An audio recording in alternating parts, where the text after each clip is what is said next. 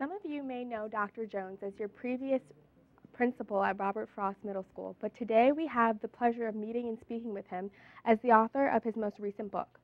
Dr. Jones earned his BS and MS degree in technology education from A&T State University in North Carolina and later received an academic fellowship to attend University of Maryland College Park, where he earned his PhD in public school administration and supervision. Dr. Jones has devoted his life to encouraging and developing youth, hoping that everyone shoots for the stars and achieve their dreams. Dr. Jones recently wrote the book 100%, The Power of Giving Your All, 31 Ways to a Better You. This book has 31 chapters about how to be a better you and achieving your potential. Dr. Jones, what was the foundation in terms of preparation and your motivation to write a book? How long did it take you and what was the process like? Well, first of all, just thank you for this opportunity to share. It took me 18 months to write this book, and in doing so, I also started a publishing company because I self-published the book. And basically, I came up with a plan that I would spend at least 30 minutes per day preparing and doing the research to write the book. And I spoke to persons that had self-published as well, so I had an idea of what I needed to do, and I really did a lot of research in terms of the process of publishing the book and getting it done from print to being published. Great, thank you. How did the idea of publishing a book come about in the first place? What was your motivation? Well, I think the motivation was from a colleague, Dr. Gregory Bell. He had done a presentation on attitude, being 100%, and that really stuck with me for a long time. And thought maybe there are other words that equal to 100%. And what I mean by that, if you take the letter of the alphabet, for example, A equals 1, B equals 2, and so forth, if you add up the value of each letter, you get 100%. And so I was able to find other words, other positive words and phrases that added to 100%. Just started writing and researching the different areas, and I came up with the book. That's awesome. And can you share with us your favorite chapter of the book and why it's your favorite chapter? Yes, my favorite chapter is chapter 1, the chapter on attitude, because I believe everything begins with attitude. Simply, attitude is the way you think or your perspective towards something. And you can get 100% to whatever you're doing simply by choosing to have a great attitude. How do you keep your audience in mind when writing? Do your experiences with middle school students have any influence on your book? Absolutely. You know, when I was writing this book, I was thinking about the age group from about probably 16 to about 35, because that's a time in life when people are wondering which direction they want to go in. And I was writing this book with the intent of giving people hope and direction and encouragement. But I found out as I completed the book, one of my critics said it was very elementary. I said, well, maybe it's for middle school kids too. And so the book appeals to a wide audience, but it's good for anyone who's trying to find some encouragement and some inspiration. So you started talking in your book about the importance of attitude and reputation. Who in your life has taught you this valuable lesson? Yes. Without a doubt, my father. My father would always tell me, say, Joe, whenever you go into a place, make sure you leave it in a better condition than when you found it. And my father, he was a go-getter. You know, if he was trying to meet his goals and so forth, if he didn't meet his goals, he would try a different way. I remember one time we went on this fishing trip, and, you know, some people go fishing for sport and some people go for dinner. We were going fishing for dinner. My mother expected us to bring back some fish. So we were fishing all day. We didn't catch anything. So we're walking back home, and I'm thinking we'd just go back home and disappoint my mom. Well, we just kept walking and walking and walking right to the fish market. And my dad purchased the fish, and we went back home. My mom was satisfied, and everyone enjoyed a nice dinner. So he was my inspiration, and he made me never give up and always look for multiple ways to meet your goals. Great, thank you.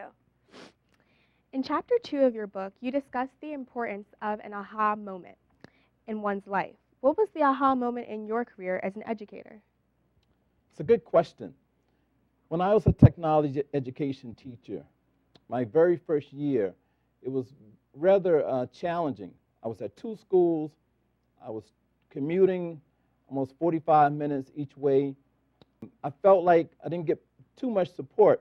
But one day I was developing this class lesson. I was wondering how it would go over with the students. And so I implemented the lesson, and I saw the smiles and the excitement in the students' faces, and I knew that I had nailed it. And one of the students came up to me and said, at that time, he said, "Mr. Jones," he said, "you're happy about this class, aren't you?" I said, "Yes, I am. I'm glad that you guys are learning and that this lesson." So that was an aha moment for me. It really gave me encouragement to move forward as an educator. And just by that student noticing that I really wanted the class to work and him acknowledging that, that really made a difference in my life. I love your analogy about the 5-star hotel. How would you suggest following through with having a commitment to being a 5-star person with a 5-star life?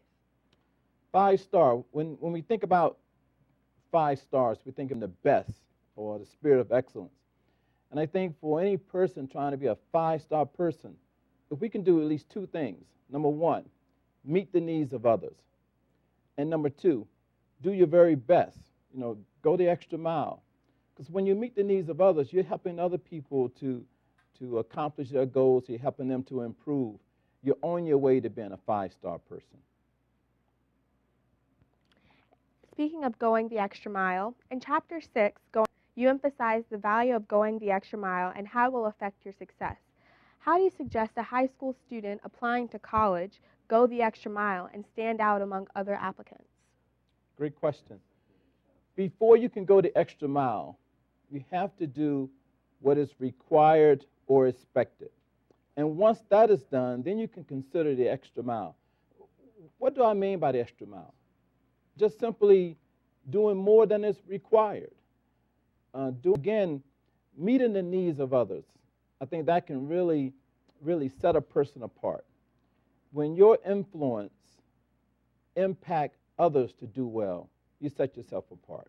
You can have a 4.0, but not participate in any extracurricular activities or leadership capacities, and you just simply have a 4.0. There's a lot of students who will get a 4.0 grade point average, but you can set yourself apart by identifying problems and meeting those, solving those problems, and identifying the needs of others and helping those persons to meet their needs.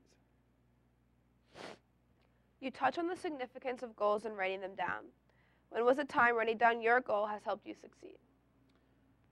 Well, when I was writing this book, one of the goals I had, I wanted to be an Amazon bestseller. So I copied the cover of the book, and I put a Amazon bestseller sticker on it in my office, my home office, and I would look at it every day. And after about a year and a half of promoting the book and so forth, it did become an Amazon bestseller. But that visual helped me to realize that goal. Not only did I have it written down, but I shared my goal with people who supported me. And after some time and some effort, it did become a reality. That is some great advice. Thank you. Throughout Chapter 13, 2 habits to break equals 1. You illustrate the role that habits tend to play in our lives and discuss 2 habits, 1, not trying, and 2, speaking defeat, that need to be broken. What are some other habits that you have noticed among students that you feel need to be broken, and how do you suggest breaking them? Some other habits are really speaking defeat before you even try something. Many times we as students or as adults will be faced with a challenge or an opportunity, and before we either trying or pursuing that opportunity, we'll say to ourselves in our mind, "This is not for me. I can't do this." For example, in my own life, at one time, I feared public speaking. I recall a time I was in 10th grade and I won some type of award, and my teacher said I had to make a little brief speech in front of the students. And I said to myself, that's not going to happen. I'm going to play sick and not show up to school. But then my parents would not let me stay home playing sick. So I overcame that fear by writing down a few things, and I just went forward and I just spoke. And so I think sometimes we miss out on opportunities because of ourselves. We tell ourselves we can't do this, this is not for me, and that's a habit we need to break. And one way of breaking that habit is just simply telling ourselves, yes, I'll try this. Yes, I can achieve in this area. And then actually putting the actions behind the word, making it happen. It also helps to have a nice friend or someone to encourage you too. Well, thank you so much for coming to speak with us, Dr. Jones, and we hope students will take this great advice with them forever. Thank you. Yes, thank you. Do you have any final words of wisdom that you want to share? Yes. A few final words of wisdom. The opportunities you most recognize are the ones you create. And in the words of a student I just heard, if opportunity does not knock, you build a door. Thank you.